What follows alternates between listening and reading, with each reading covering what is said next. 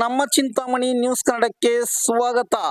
ಇತ್ತೀಚಿನ ದಿನಗಳಲ್ಲಿ ಪ್ರಾಚೀನ ಜಾನಪದ ಸಾಹಿತ್ಯಕ್ಕೆ ಹೆಚ್ಚು ಒತ್ತು ನೀಡುತ್ತಿದ್ದಾರೆ.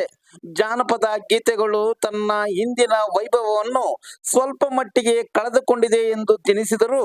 ಹಳ್ಳಿಗಳಲ್ಲಿ ತನ್ನ ನೆಲೆಯನ್ನು ಭದ್ರವಾಗಿ ಉಳಿಸಿಕೊಂಡಿರುವುದು ಸಮಾಧಾನ ತಂದಿರುವ ಸಂಗತಿಯಾಗಿದೆ. ಹಿಂದೆ ಕೋಲಾಟಗಳು, ಅನೇಕ ವಿವಿಧ ಬಗೆಯ ಜಾನಪದ ಗೀತೆಗಳು ತಮ್ಮ ಪೂರ್ವಜರು ದೈನಂದಿನ ಜೀವನದಲ್ಲಿ ಚಟುವಟಿಕೆಗಳಾಗಿ ತೆಗೆದುಕೊಳ್ಳುತ್ತಿದ್ದರು.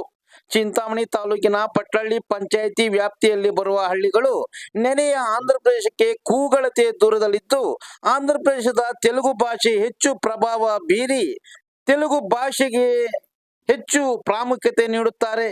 ಈ ಭಾಗದಲ್ಲಿ ಯಾವುದೇ ಸಭೆ ಸಮಾರಂಭ, ಧಾರ್ಮಿಕ ಕಾರ್ಯಕ್ರಮಗಳಲ್ಲಿ ತೆಲುಗು ಗೀತೆಗಳು ಹೆಚ್ಚು ಹೆಚ್ಚು ಪ್ರಸಾರವಾಗುತ್ತವೆ. ಯನಮಲಪಾಡಿ ಸಮೀಪ ಆಂಧ್ರ ಪ್ರದೇಶದ ಪಿಟಿಎಂ ಮಂಡಲಂ ಕಾನಮಾಗಪಲ್ಲಿ ಗ್ರಾಮದಲ್ಲಿ ಚಕ್ಕಲ ಕೋಲಾಟ ಪ್ರದರ್ಶನ ಎಲ್ಲರ ಮೆಚ್ಚುಗೆ ಗಳಿಸಿದ್ದಾರೆ. ಗುರುಗಳು ತನ್ನ ಹಾಡಿನ ಜೊತೆಗೆ ತಮಟೆ ಸದ್ದಿನೊಂದಿಗೆ ಹೆಜ್ಜೆ ಹಾಕಿ ಎಲ್ಲರನ್ನೂ ರಂಜಿಸುತ್ತಿರುವ ದೃಶ್ಯ ನೋಡಬಹುದು.